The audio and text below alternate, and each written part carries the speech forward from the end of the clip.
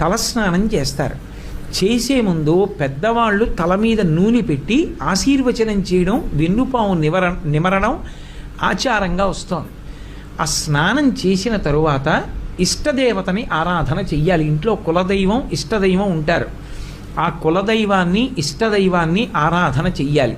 చేసిన తరువాత ఆవు పాలలో బెల్లం ముక్క, నల్ల నువ్వులు ఈ మూడు కలిపినటువంటి పదార్థాన్ని మౌనంగా తూర్పు దిక్కుకు తిరిగి కూర్చుని 3 మార్లు చేతిలో ఆచమనం చేస్తే ఎలా తింటామో అలా 3 మార్లు వేసుకుని లోపలికి పుచ్చుకోవాలి.